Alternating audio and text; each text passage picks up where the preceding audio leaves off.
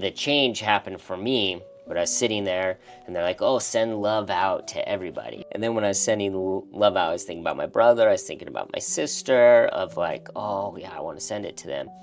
And then I saw Allie, our youngest, like run up to me, and I just felt that immense feeling of love.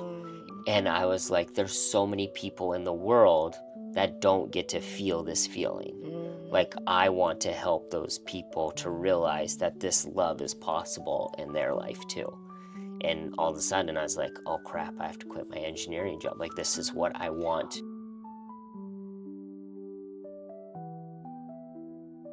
So let's talk about our restarting journey. How did we get here? How did we Again. start careers in our middle age with 3 children? How did we get here? How were we crazy enough to quit stable jobs that most people would be so grateful and looked up to us for having? To quit those. So saying that out loud is interesting. Because yes, why would we do such a thing? Sometimes I think about it. I'm like, what were we like really thinking back then? Yeah. Like there was a lot of courage. Was it courage or stupidity? I don't know. Yeah. I don't know. But like, what was going on for you though? Because it was years of your life, of your career, of you feeling really unfulfilled in what you were doing. And I think you got into real estate because you saw it as like a way out. A potential. Yeah. So you started to do that. I think it was like 2016 is when I bought my first duplex. It was when Jax was born. I remember we were in a hot tub and we were talking about this, that you were going to buy that duplex in Spokane. Oh, really? I don't even remember that. Oh, yeah. Like, because that wasn't, which is interesting. And you were so scared. You were so scared of doing that. But it's so funny because you would think doing that would have been like a defining moment that I remember. But I don't remember that. Oh, yeah. So I think that goes to show. We were in a hot tub. I remember it. And you're like, I don't know if I should do it. And I was like, well, what do you think you should do? And then you're like, I think I should do it. And I was like, well, then do it. Huh. So that was really, that's what it was. You went through a period right before Jax was born. You had a lot of periods. That you were like going through this identity crisis with your career. And then you're like, I know what I want to be. I want to be a firefighter. I want to be an engine. Like every week you had something else. And then it's so funny. I've talked about this in stuff of like, it's when you go through that phase of anything but. And that's when you know that you lack clarity. Yeah. When you're like, I don't know what I want, but it's anything but this. So when you find yourself like, okay, like mine was like, I'm going to be an endodontist. I'm going to be a firefighter. I'm going to go do this. Like, it was literally like, none of those was like, that's what I wanted, but it was those were all better than what I currently had. But you couldn't see that. And I was like, no, absolutely not. I'm pregnant with this child. And I remember telling you. And I enrolled because at the time, I did, as for my engineering, as any engineer does, I did extra like OChem and I did anatomy physiology. And so I needed a couple classes to get into dental school to do. And I was like, and I signed up and I went the first day. I think I went like a couple weeks. You did. Because I remember driving out there and going to campus. And I was actually pretty excited about it. I was like, because I love to learn. So to me, I don't remember what happened. But you told me that like this is not going to work. Oh yeah, I was like, this is not. Yeah. anything that I want. You had a plan. You're like, let's move to Iowa. I'll go to Creighton Oh University, yeah, and that would like, have been pretty cool. and then I was just like, no, you're delirious. Which I I was. am going to birth this Yeah, child here, and yeah. you're gonna settle down. So then we Oh, that's funny. so that was the beginning, you starting with your real estate Maybe. career, Okay. because you found real estate after this whole like crisis Was of it? wanting I I think know it so, was. or maybe it was during I think it. it was during because I didn't have a big enough vision of my real estate to actually get me out. But I But think the real estate kind of was at you least a good so distraction. you like started to see a way with Yeah, that. You're like, "Oh, okay, that's true. this could be." So then you went all in on that, like hmm analyzing properties, and hmm like that became kind of your side hustle Yeah. back then. But so look, take me back to like what was going through your mind at that point, like just feeling so lost in your career and just being Mm. like, what do I do? Yeah, I think it's one of those of pretty much, I mean, I don't know how deep and how far back you want me to go, but it all stemmed from just lacking clarity of who I was. Hmm. Because if you don't know who you are, how the hell are you going to figure out what you actually want? Yeah, I think a lot of my life I didn't know who I was. I just was internally absent in some areas. So my whole life was just about getting external validation.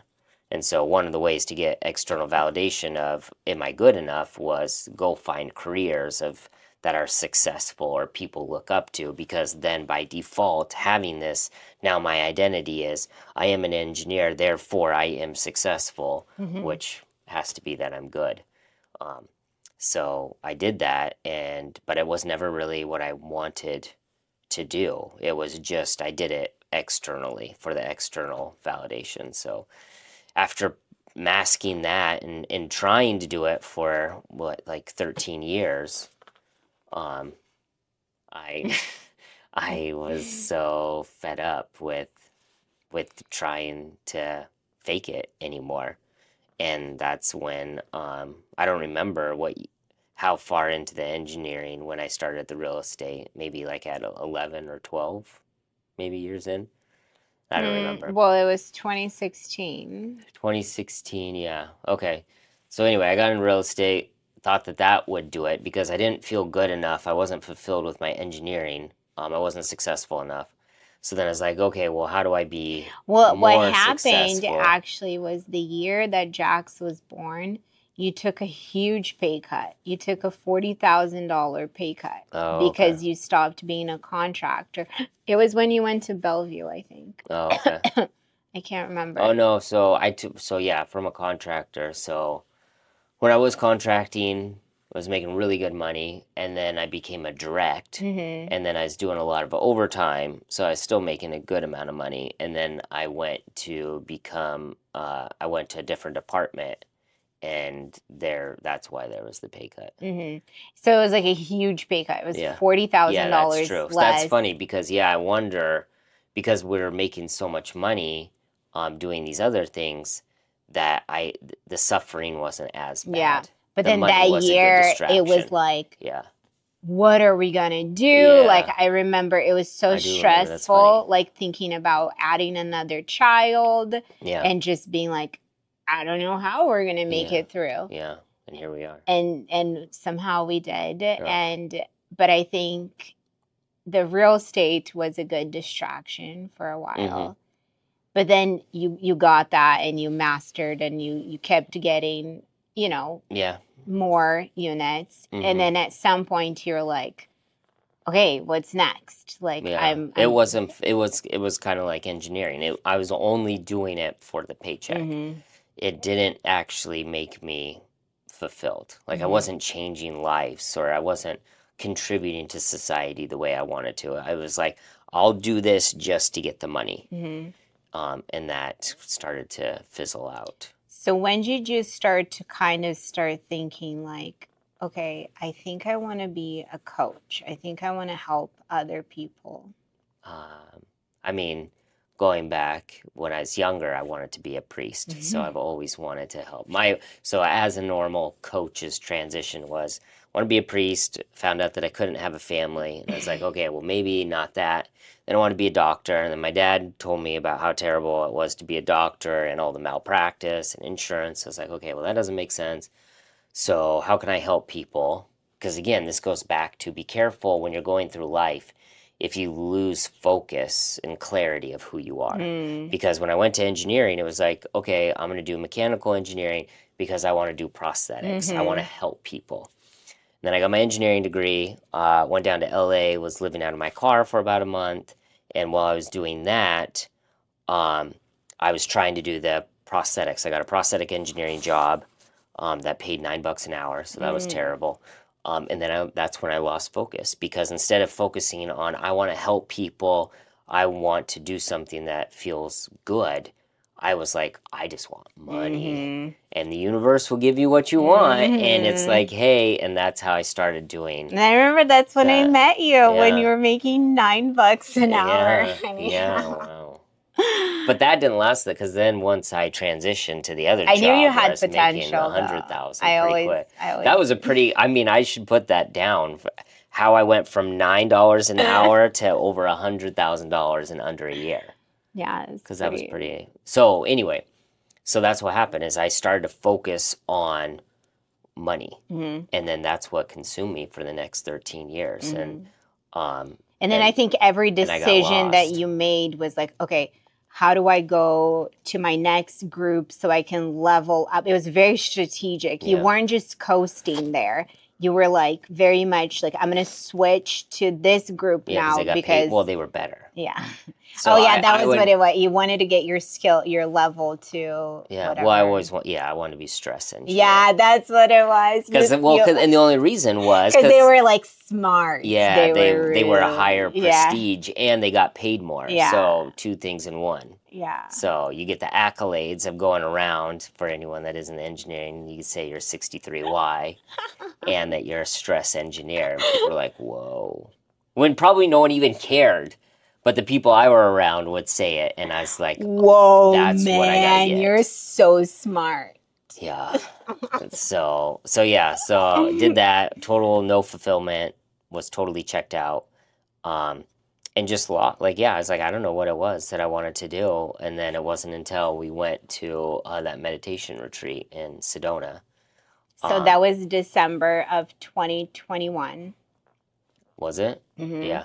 Beginning of December. Yeah, and I went there, which I was for it, but I didn't. I mean, I've always been, wanting to be a priest for a while. Like, I was spiritual, but I wasn't like 100% on board. And I actually fell out of my spirituality once I was in college, and wasn't into that at all. And so, going down to Sedona, I was like, oh, this will be interesting, but I wasn't really. I wasn't drinking any of the Kool-Aid. I was like, oh, well, this would be okay.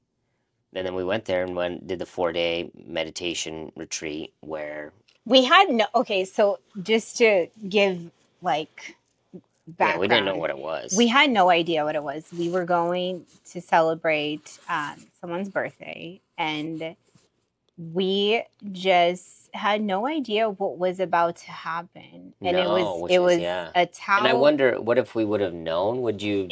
I don't know. Would you have not gone? Or? I think I would have still gone because but I don't think there was any description that we could read that could. No, but there was nothing that could prepare you for what it was, for how intense it was. And so it's a Tao healing meditation retreat where like tapping each other, like not each other, but like ourselves. That sounds like a different type of retreat. And like just like weird stuff that you're like, what? Yeah. But something really powerful happened during those 3 days. Well, I think for me it was because I've always read about meditation, about all these great people that have meditated and how it was so impactful and helpful. So I was like, oh, I want to do that. But every time I tried to sit and meditate, I was like, this is the stupidest, boringest. Like, this is dumb. I can't do this. So by going down there and just being immersed in it, where our phones didn't work and you're around this community and you're there for hours, like you can only resist for so long. Um, so yeah, so we did that, and it was, I don't remember how many hours a day it was, but it was a lot of, and it was just forced me to finally, I might cry just think about it, but it finally forced me to get connected to myself, because I think that's why so many of us, I could talk about so many of these things, but so many of us do so much stuff because we're trying to distract ourselves from seeing who we really are, what we really are. So we get addicted to like doing, like that's why I was so big into fitness, so big into money, all these things, like let me do because I couldn't be. I couldn't just sit and be still because I wanted to run from who I actually was, thinking once I get to this other side, I'll be a better version and then I'll be okay with who I was.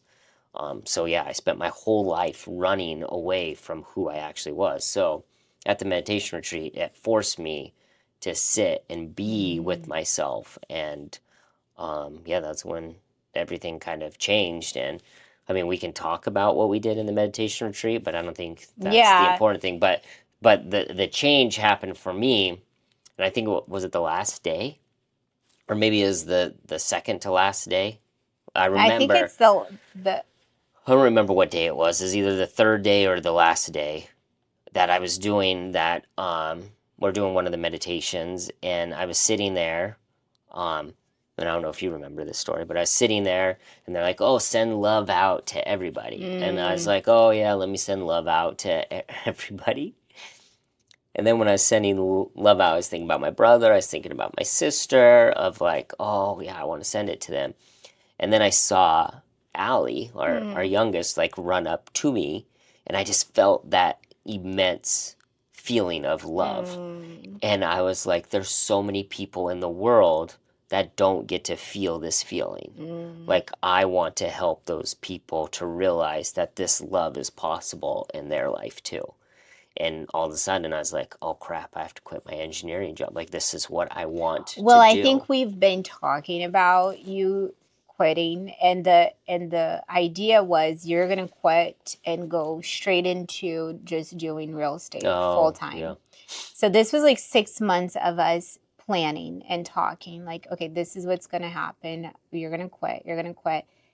And then I think Sedona just like something clicked for you Oh, that it yeah. was like, okay, Well, because it I has had to, clarity. It goes yeah. back to I just didn't want to do engineering, and real estate was good because the money was good, but again, it was just like going from a decent salary to a higher salary, but it still wasn't fulfilling. Yeah. It still wasn't in align with who and what I really wanted to be. So once I did that, had that aha, and I remember coming out of the meditation, I was just bawling, just crying, and the master was like, "Oh, Creighton, like, are you?" Because no one else, I don't think, was doing crying the way I was crying. She's like, "Oh, do you want to share?" And I was like, "Oh yeah, I think I have to quit my job." She's like, "No, you don't have to do that." And I'm like, "No, I've been wanting to do it for a long time, but like now I have an idea." It was what you needed to like push you forward. To like Yeah, you had the thought, but you just couldn't commit with it. yeah, yeah, and then in I guess lining up with that, in my time as a real estate, like I had assistants that were helping me, and I was always coaching them, like, hey, let's talk about your goals, let's talk about this.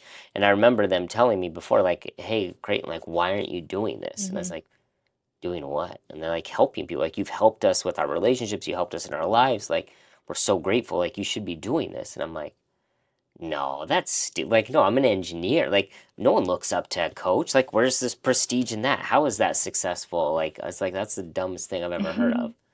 So yeah. So once this happened, I was like, I don't know how I'm gonna make it work.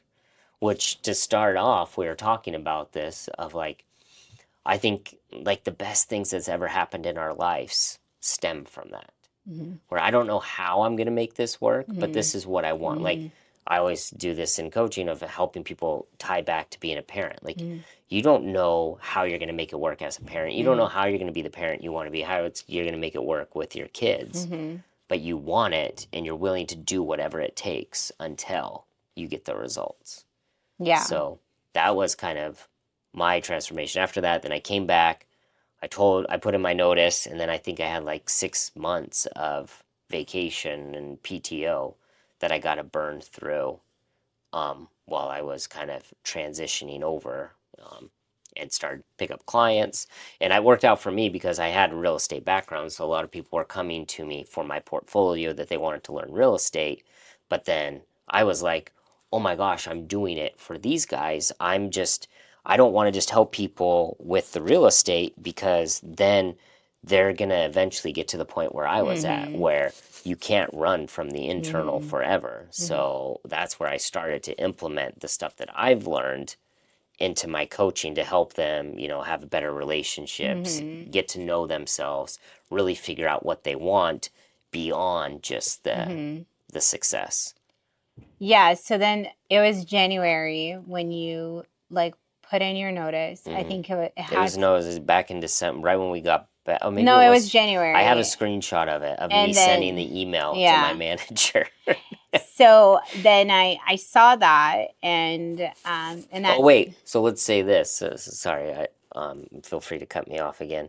But because at the time in my mind, we can make this work, because your business was doing really well. We had the income from your business to make it work. So being a conservative engineer, I wasn't just like, oh, let me quit and we'll figure this out. It was like I looked at the numbers and was like, oh, okay, with her salary, we can still make this work. And with my rentals, like, we're going to be fine. Like, this, yes, on paper, this makes sense. And so, because if that wasn't the case, yeah, I don't there's no think way. no matter how many meditations I've been through was going to be enough to make me be like, oh yeah, this makes sense. Because I Yeah. still was so cerebral. I still was so much in my head that I didn't really have faith in things the way that I now. Like, you've converted me to this crazy woo woo of like, I don't know how, but it'll work out. Weirdo. Yeah. So yeah, I think for me it was like watching you go through that journey of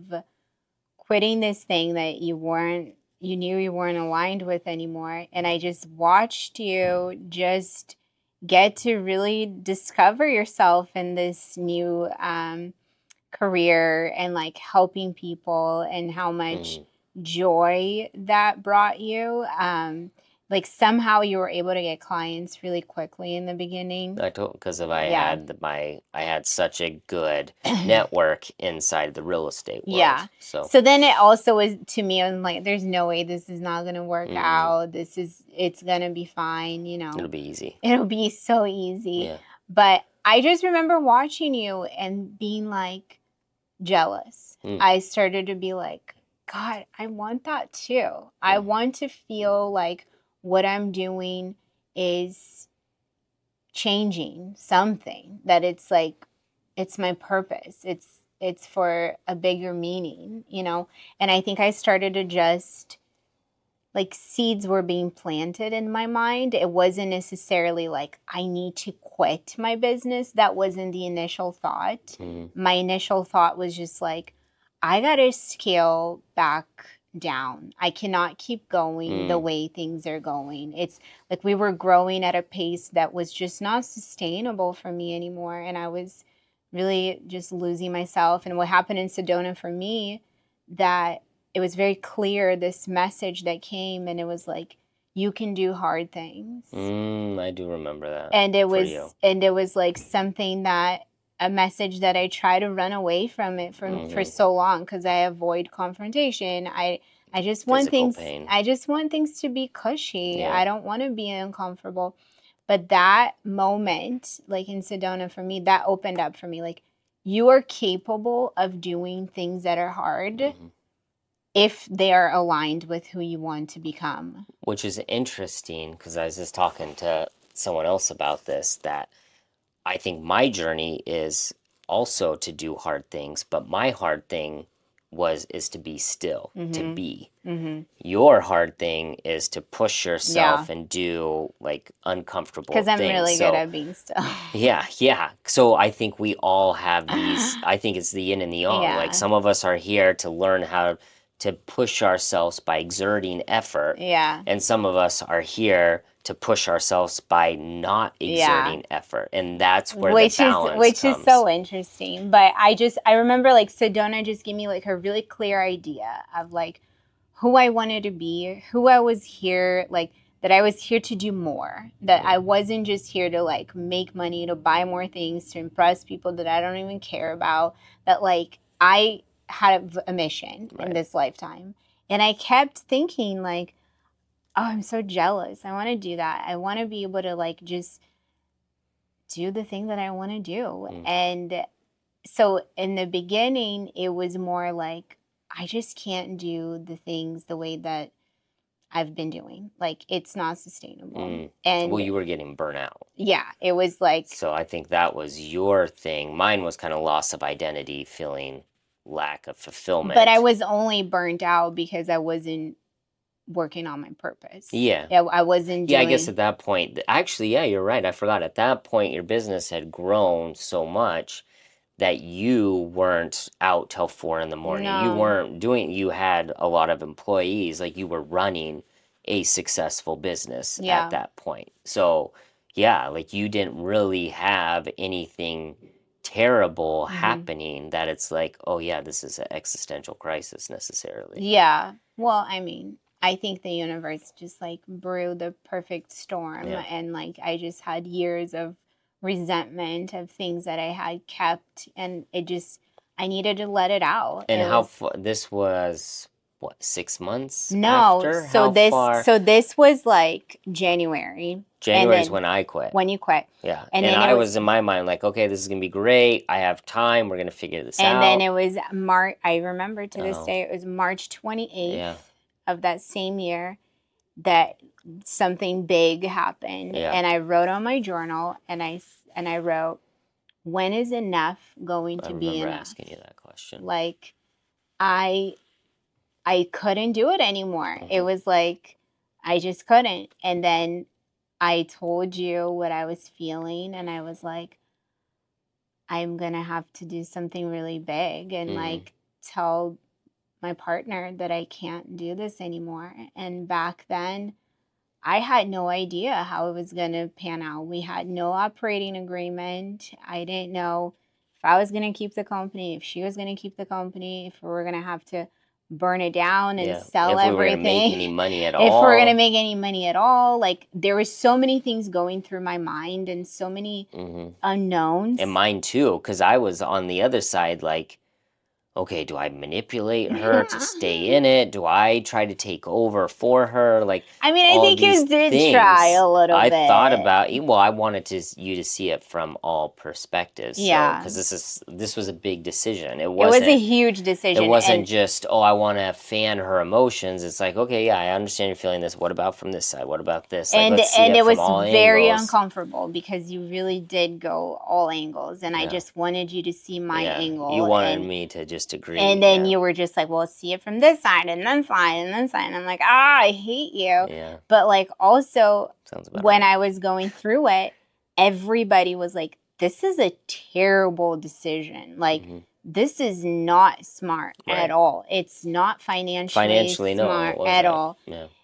And in my gut, I knew it, but then I was like, I know what I'm walking away from it now. And I trust in myself. I have the confidence that I can get to that and more.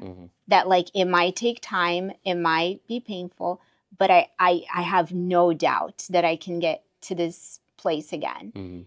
It was just like this inner knowing of like, I know it doesn't make sense. And like, it probably won't make sense for a few years until I'm on the other side of it. Right. But like, I had this inner knowing. I had this gut feeling like it's time. It's time for you to do something different. And I didn't know. I had no idea. I didn't think that I was going to do coaching. I just wanted to help you with your coaching business. And I was happy to do that. And in that whole year, I spent just like trying to negotiate my way out. It was 18 months of negotiations. But you were also doing your own self-reflection. Yeah.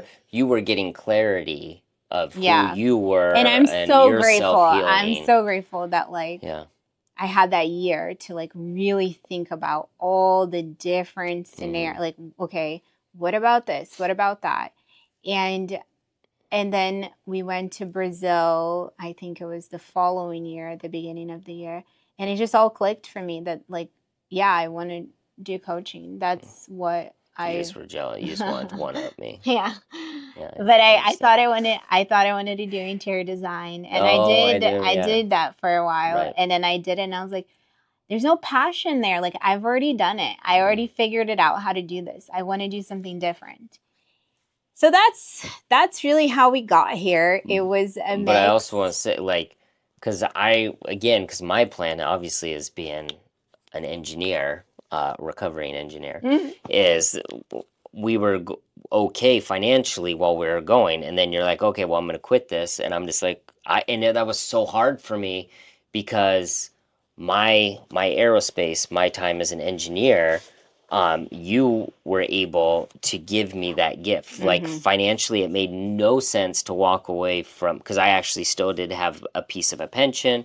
I had all the benefits of the medical and insurance, all that stuff, and a over 6-figure job. So like, but you were like, oh yeah, like do it. And so when this came up, I was like, oh son of a gun, like I have to, like this is her engineering. Like financially, it made no sense, and like it was our structure, it was all this, but I was like, I know what that's like, and I don't think had you given me that gift to be able to walk away, that I would have been able to return. It was a short-lived gift. You dangled me for, hey babe, it's totally fine. You can do it. We'll be fine. And then like, oh, I'm out too. Just like, kidding. What? I'm going to burn this shit down to the ground. Yeah, because had I known that in our operating agreement, yes, I probably would have been like, you know what, I'm just going to keep being an engineer for a little bit longer. And let's keep things safe. And so I think it had to, I guess what I'm trying to say, it had to happen that way. That if it wasn't, like, I wouldn't have been able to let go. I didn't have enough faith at that time.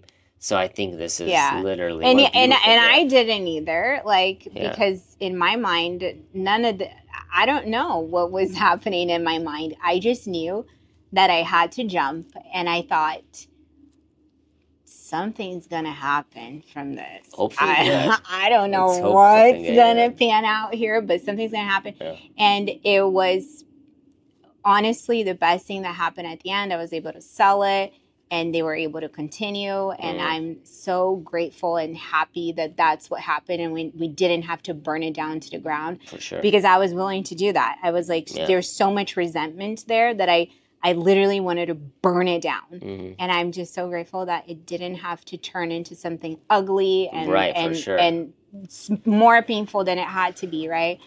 But really, that's what got us to restarting again. So now, talking about the restarting journey, right? Like, there has been a lot of ups and downs. For sure.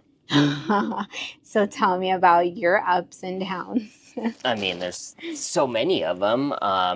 It's like, sometimes you're like, oh yeah, this was a great idea. Like, I love this. But then when you run into the hardships of when, you're struggling to get the clients and it's not guaranteed every single month, then you go through these moments of like, oh, is this smart? Does this make sense? And realistically, to answer that question is like, no, it doesn't. But I think it goes back to like, ask better questions, get better answers of like, that's the wrong question. It should have been like, is this what you want to do? Not, does this make sense or does it not? It's like, oh yeah, is this what you want to do? And once I go back to that, and there have been so many times, I don't even think it was when you quit or not quit, but like when you sold your business. Like I remember one time really struggling on getting multiple clients in.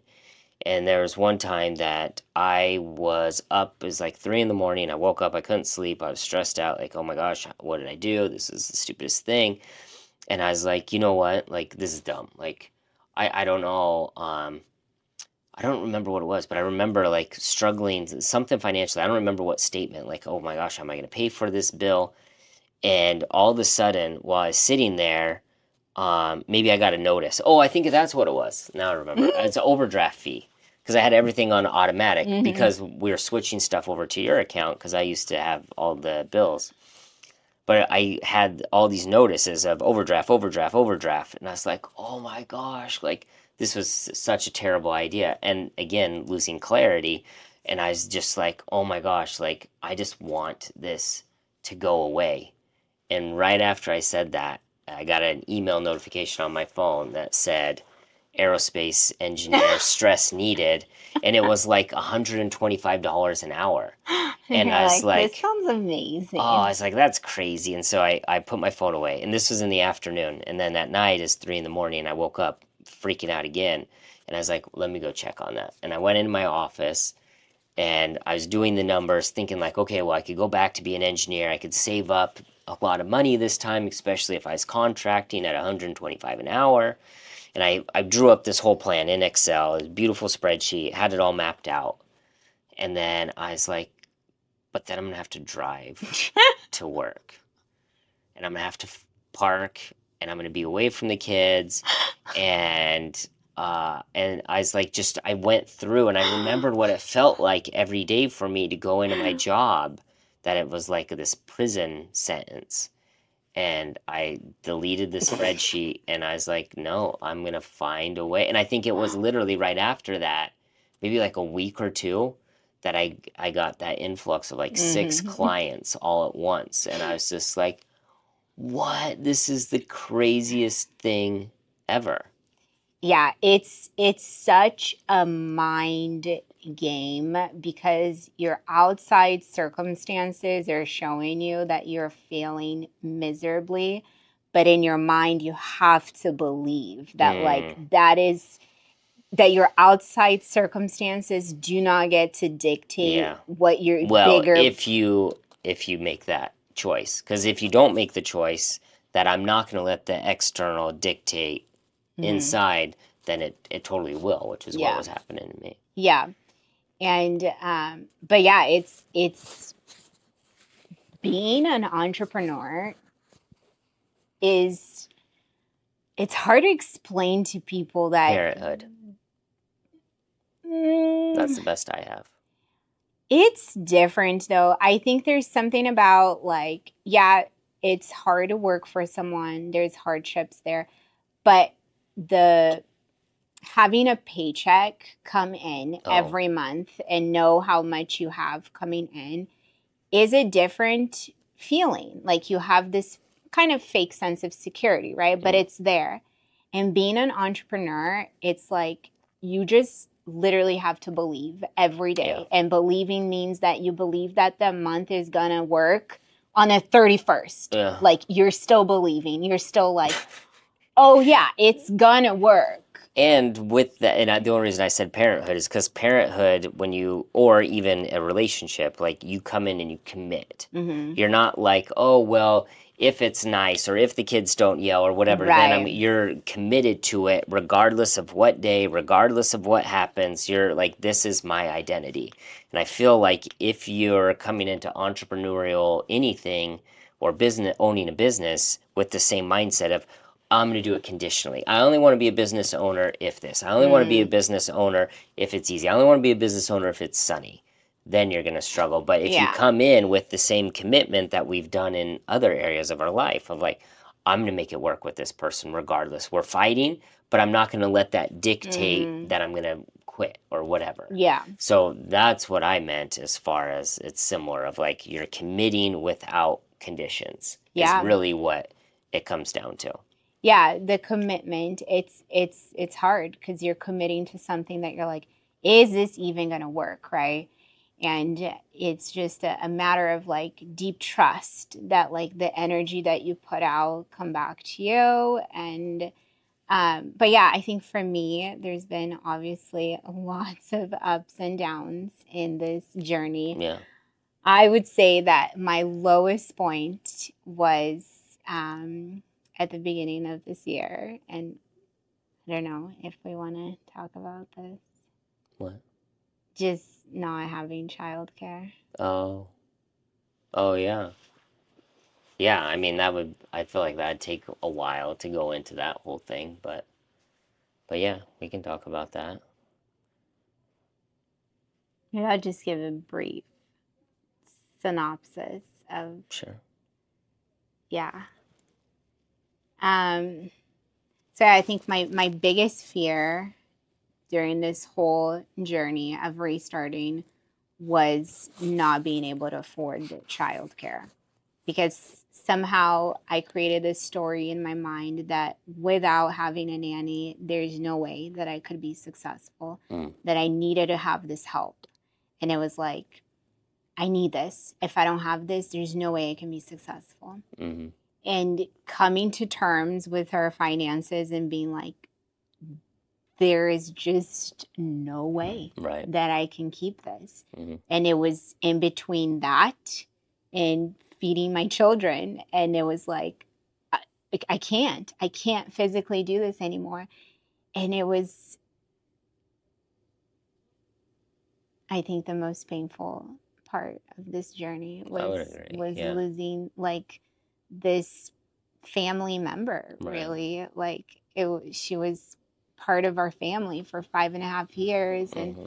was there to support us through so much. Mm-hmm.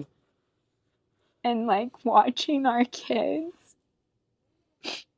like cry because that's all they've known was having this person with us. And she's not dead, but she was our lifeline. For She sure. was the person that like really helped us. Mm-hmm. And like if it wasn't for her, I don't think we would have been able to have the marriage that we were able to have, because she allowed us, Mm-hmm. you know, to just focus on our marriage. And so that was really, really painful for me, getting to that point and being like, well, for every decision, every action, there is a reaction, you know, and seeing that was the culmination of an action that I took because I was going towards a different trajectory that I was going to need her for years to come, right? Right. And getting to this point of like restarting again and having to be like, I can't do this anymore. And I think that was the most painful thing for me during this journey, has been like creating a new reality. And yeah, it was hard. And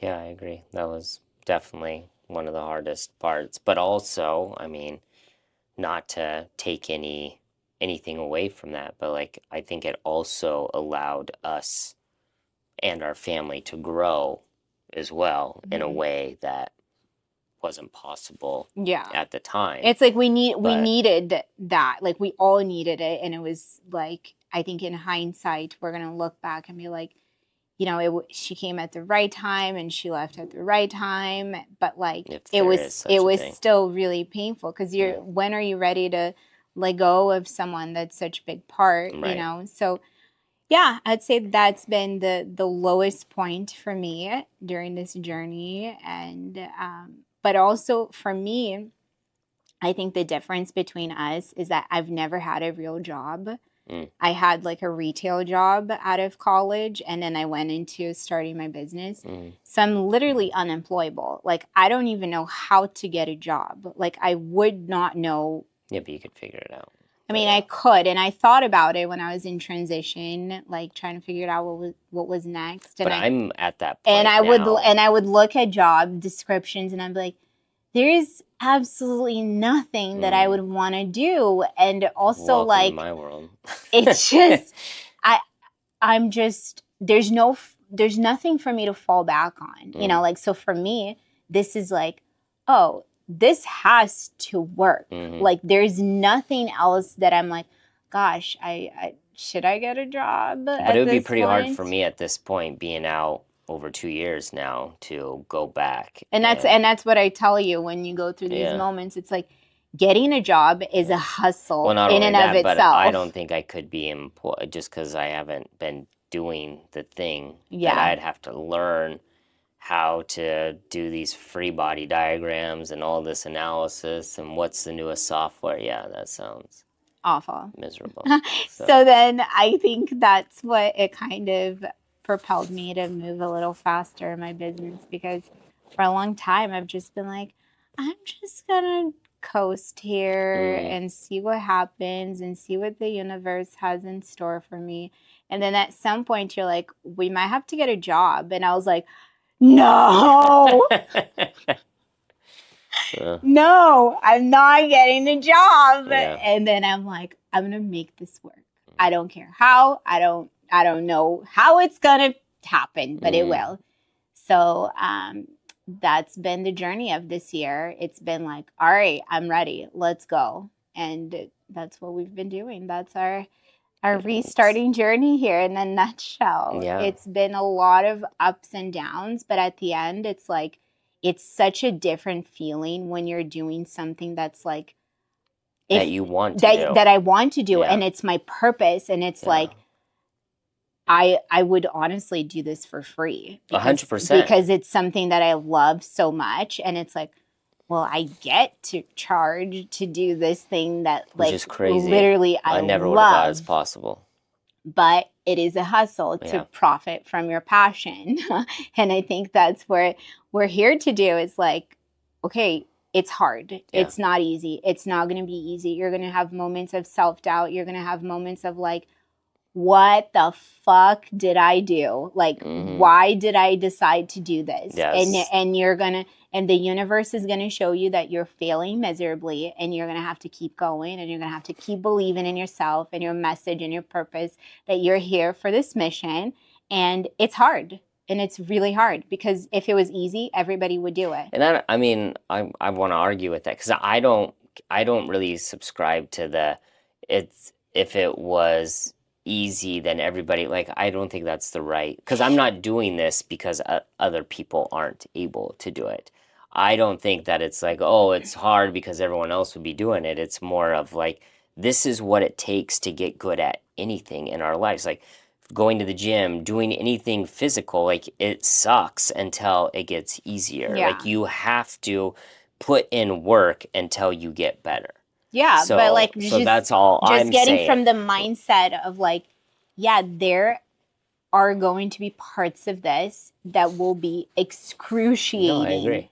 I'm not arguing with that. So painful that you're just, you doubt everything. You doubt your reality. You doubt your actions. You doubt everything, right? But knowing that, like, it is hard for a reason, that there is something on the other side. Yeah. I mean, there is something on the other side. And you just gotta keep going. Yeah. Keep going. Until. And then even once you get to a certain level, because like even in our businesses, like getting to certain levels, it's like, okay, that's awesome, but then what's the next level? It actually never ends. You have to keep leveling up. So I love the quote. I forget who it is, but it was probably me. Don't wish for less challenges, but it's Jim Rohn. Don't wish for less challenges. Just wish for more wisdom. No. Okay. That, like, there's always going to be challenges, and actually the more you level up, the higher level challenges you get presented with. And we have to pray for wisdom to get through these challenges.